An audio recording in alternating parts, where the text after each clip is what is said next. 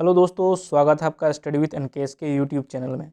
Bihar SSC inter level mains में आपसे 25 प्रश्न साइंस के पूछे जाएंगे और इसी को ध्यान में रखकर मैंने ये वीडियो बनाया है। इसमें 20 प्रश्न हैं और काफ़ी अच्छे प्रश्न हैं जो आप लोगों को निश्चित ही मदद करेगा एग्ज़ाम में। तो आप लोग वीडियो को पूरा ज़रूर देखिएगा। इससे पहले एक पार्ट मैंने और डाला हुआ है, तो ये 20 प्रश्न का सेट है और आगे भी आपको इस प्रकार से सेट मिलता रहेगा। साथ में दोस्तों सामान्य अध्ययन का 25 प्रश्न का सेट जो है मैं ऑलरेडी इस चैनल पे अपलोड करता हूं, तो उसको भी आप लोग प्लेलिस्ट में जाके देख सकते हैं। तो चलिए दोस्तों शुरू करते हैं। पहला प्रश्न है, हमारे शरीर में मस्तिष्क का कौन सा भाग संवेगात्मक क्रियाओं को नियंत्रित करता है? तो दोस्तों याद रखिएगा, हाइपोथैलेमस जो है ये हमारे मस्तिष्क का वह भाग है जो कि संवेगात्मक क्रियाओं को जो है नियंत्रित करता है। ऑप्शन नंबर ए जो है यहाँ पे राइट आंसर हो जाएगा। चलिए अगला प्रश्न देखते हैं। अगला प्रश्न है, विद्युत केंद्रों से उत्सर्जित कौन सी गैस अम्लीय वर्षा का कारण बनती है? ठीक है दोस्तों, तो सल्फर डाइऑक्साइड जो होता है SO2 ये कारण बनता है अम्लीय वर्षा का। ठीक है दोस्तों, अम्लीय वर्षा के लिए उत्तरदायी गैस है sulphur dioxide. Option number C जो है यहाँ पे राइट आंसर हो जाएगा। अगला प्रश्न देखिए, द्रवचालित ब्रेक किस नियम पर कार्य करता है? तो द्रवचालित ब्रेक यानी हाइड्रोलिक ब्रेक जो होता है ये किस नियम पर, किस सिद्धांत पर कार्य करता है? तो याद रखिएगा, पास्कल के सिद्धांत पर कार्य करता है। ठीक है, ऑप्शन नंबर डी जो है यहाँ पे राइट आंसर हो जाएगा। चलिए अगला प्रश्न देखते हैं। दांतों के क्षय को रोकने के लिए अधिकांश टूथपेस्ट में क्या होता है, यानी कि कौन सा तत्व होता है? तो याद रखिएगा दोस्तों, दांतों के क्षय को रोकने के लिए टूथपेस्ट में होता है फ्लोराइड। ठीक है दोस्तों, ऑप्शन नंबर सी जो है यहाँ पे राइट आंसर हो जाएगा। आगे बढ़ते हैं। अगला प्रश्न है, चुंबकीय प्रवाह का SI यूनिट क्या होता है? तो याद रखिएगा, चुंबकीय प्रवाह का SI यूनिट होता है वेबर। ऑप्शन नंबर बी जो है यहाँ पे राइट आंसर हो जाएगा। अगला प्रश्न देखिए, DNA में ग्वानिन और साइटोसिन, ठीक है दोस्तों, ग्वानिन और साइटोसिन के बीच हाइड्रोजन बंधों की संख्या कितनी होती है? तो याद रखिएगा, ग्वानिन और साइटोसिन के बीच जो होता है ट्रिपल बॉन्ड होता है। तो ऑप्शन नंबर ए जो है यहाँ पे राइट आंसर हो जाएगा। DNA dioxy ribo nucleic acid. ठीक है दोस्तों, और याद रखिएगा DNA के अंदर जो होता है 4 जो है बेस पाया जाता है, 4 जो है क्षार पाया जाता है, 4 प्रकार का, एडिनिन, थाइमिन, ग्वानिन और साइटोसिन। ठीक है दोस्तों, एडिनिन और थाइमिन के बीच होता है डबल बॉन्ड। याद रखिएगा, ऐसे प्रश्न पूछे जाते हैं। और यहाँ पे पूछा गया है ग्वानिन और साइटोसिन के बीच होता है ट्रिपल बॉन्ड, तो इसको भी आप ध्यान रखिएगा। ठीक है दोस्तों, आगे बढ़ते हैं। अगला प्रश्न है, विद्युत रासायनिक प्रक्रिया द्वारा धातु के क्षय को सामान्यतः क्या कहा जाता है? तो याद रखिएगा, धातु के क्षय को कहा जाता है संक्षारण। ठीक है दोस्तों, संक्षारण कहा जाता है। ऑप्शन नंबर सी जो है यहाँ पे राइट आंसर है। आगे बढ़ते हैं। दूध खट्टा होने पर कौन सा एसिड बनता है? तो दूध दही से प्रश्न अगर पूछे तो आपको याद रखना है लैक्टिक एसिड। ठीक है दोस्तों, तो लैक्टिक एसिड के कारण जो है दूध क्या होता है, खट्टा हो जाता है। ऑप्शन नंबर ए यहाँ पे राइट आंसर हो जाएगा। ठीक है दोस्तों, दूध की शुद्धता को किस में मापते हैं? तो लैक्टोमीटर से मापते हैं। यानी कि एक चीज़ आपको याद है तो आप दूध दही से संबंधित सभी प्रश्नों का उत्तर दे पाएंगे। जैसे दूध से दही में परिवर्तित जो करता है वो कौन सा जीवाणु, कौन सा बैक्टीरिया के कारण होता है? तो लैक्टोबैसिलस बोलते हैं उसको। ठीक है दोस्तों, तो इस प्रकार से आप याद रख सकते हैं। चलिए अगला प्रश्न देखते हैं। निम्नलिखित में से कौन सा एक कोशिकीय जीव का उदाहरण है?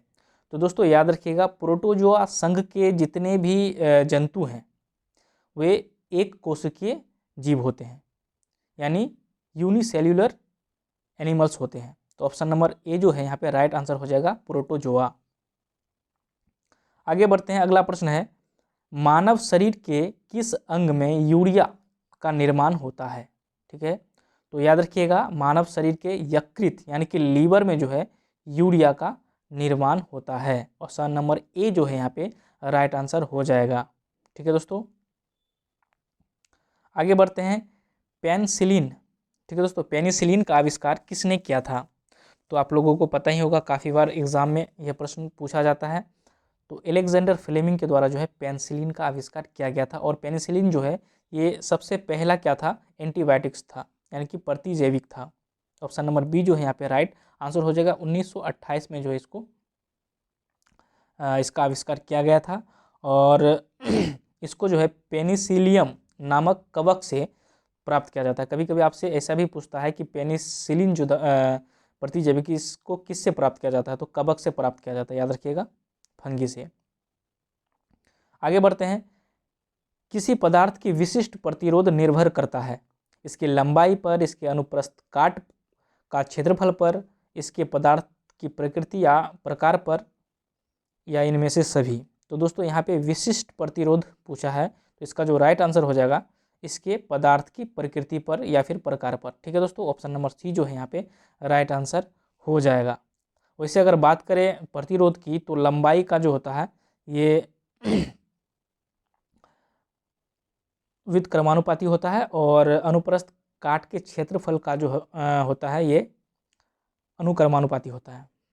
लेकिन यहाँ पे विशिष्ट पूछा है, इसलिए यहाँ पे जो है option number C right answer होगा। आगे बढ़ते हैं।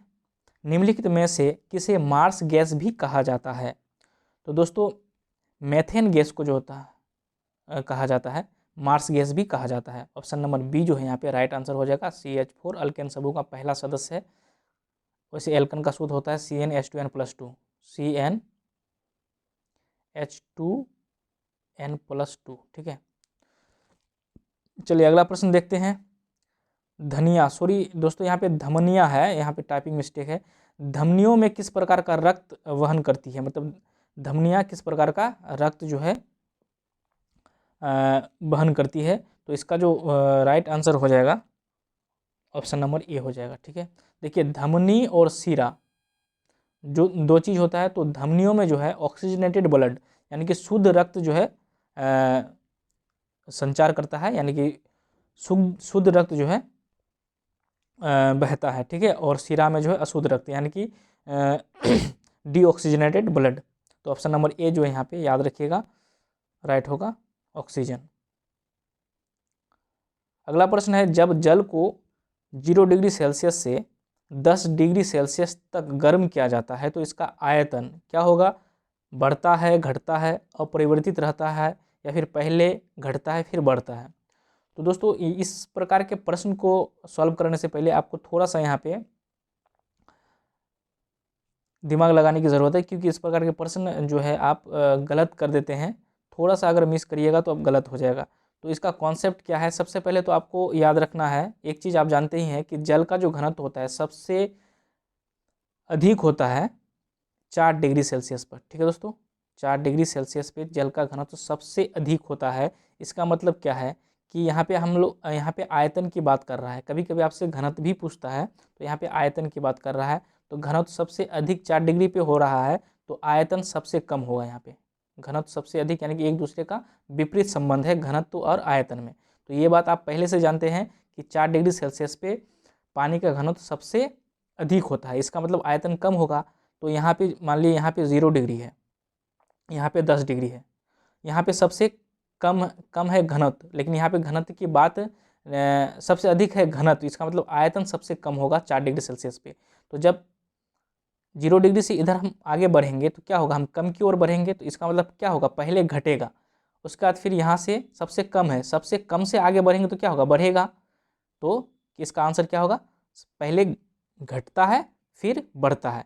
तो इसी प्रकार से आपको घनत्व लेकर भी प्रश्न पूछा जाता है। तो इसमें घनत्व लेकर आपसे अगर पूछा जाए तो उसका उल्टा आंसर हो जाएगा, पहले बढ़ेगा फिर घटेगा। ठीक है दोस्तों, तो यहाँ पे राइट आंसर हो जाएगा ऑप्शन नंबर डी। ठीक है, पहले घटता है फिर बढ़ता है। उम्मीद करते हैं समझ गए होंगे। आगे बढ़ते हैं। हमारी आंखों में लेंस का काम क्या है? तो याद रखिएगा हमारी आंखों में लेंस का काम है फोकस को जो है बदलना। ठीक है, फोकस दूरी को बदलना। ऑप्शन नंबर बी जो है यहाँ पे राइट आंसर है। वैसे हमारी आंखों में जो है आंख का जो लेंस होता है वो उत्तल लेंस की भांति कार्य करता है। आगे बढ़ते हैं। अगला प्रश्न है, निम्नलिखित में से किसका प्रयोग मृदा सुधारक के रूप में होता है? तो दोस्तों याद रखिएगा मृदा सुधारक के रूप में होता है जिप्सम का प्रयोग। ऑप्शन नंबर ए यहाँ पे राइट आंसर हो जाएगा जिप्सम। ठीक है दोस्तों, जिप्सम का सूत्र होता है CaSO4 × 2H2O। ठीक है दोस्तों, ये कैल्शियम सल्फेट ही है। ठीक है, और एक आपसे पूछा जाता है, कभी कभी सूत्र ही पूछ लिया जाता है, प्लास्टर ऑफ पेरिस। तो प्लास्टर ऑफ पेरिस भी जो है कैल्शियम सल्फेट ही होता है। उसमें क्या होता है, CaSO4 ½ H2O होता है, वहाँ पे ½ H2O। ठीक है, तो आपको याद रखना है इसका सूत्र भी। चलिए आगे बढ़ते हैं। अगला प्रश्न है, निम्नलिखित में से 3 प्राथमिक रंग कौन कौन से हैं।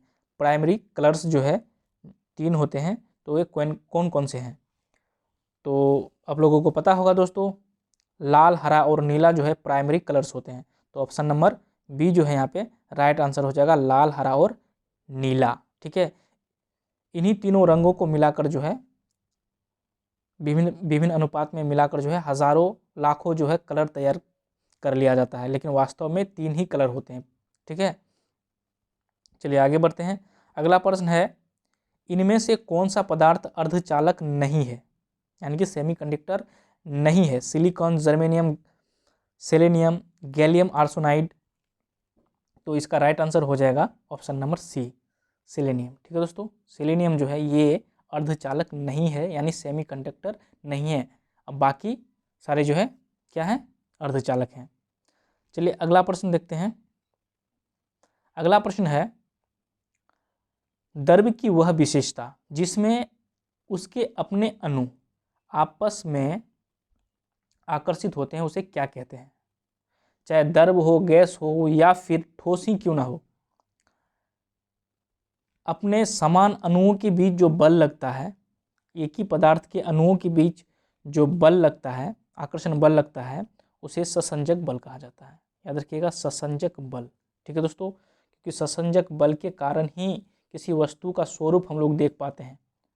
अगर हम बात करें वायु की, तो वायु में ससंजक बल इतना कमज़ोर होता है कि उसके अणु एक दूसरे को आपस में बांध कर नहीं रख पाते, जिसके कारण उसका स्वरूप, उसका कोई आकार नहीं होता है। तो याद रखिएगा, समान अणुओं के बीच जो आकर्षण बल लगता है उसको ससंजक बल कहते हैं।